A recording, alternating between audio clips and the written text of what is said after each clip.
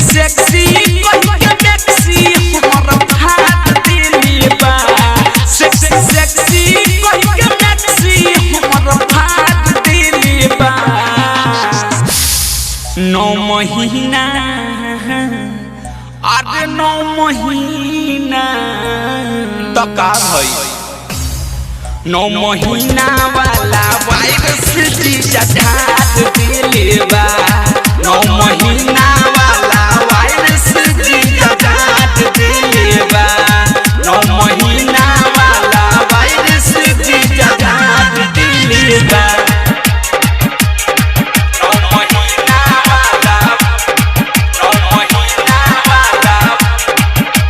diamond recording studio छौरा virus जीजा ढाट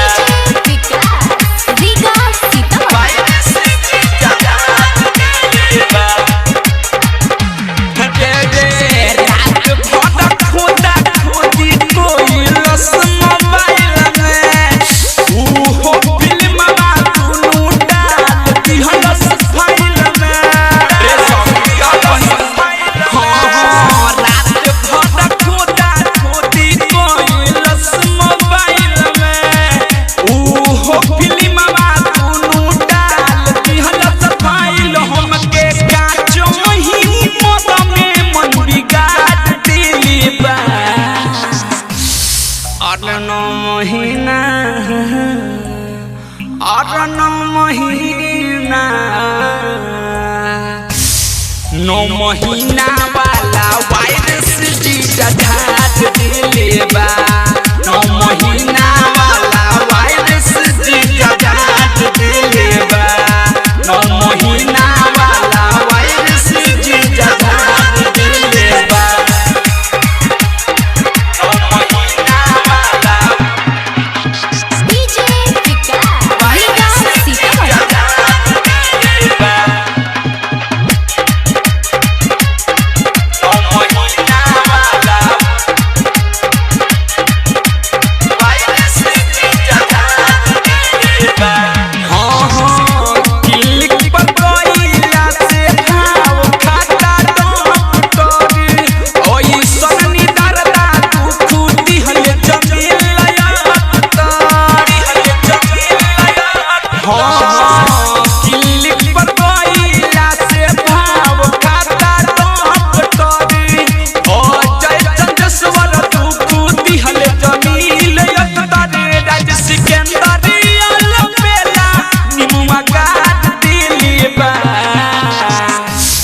महीना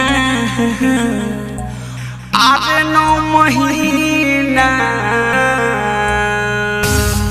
9 महीना वाला वायरस जीजा ढाट दिले बा 9 महीना वाला वायरस जीजा ढाट दिले बा 9 महीना वाला वायरस जीजा ढाट दिले बा सेक्सी कहि के मैक्सी हमर भात दिले बा 9 महीना अरे 9 महीना तो का भई 9 महीना वाला वायरस जीजा ढाट दिले बा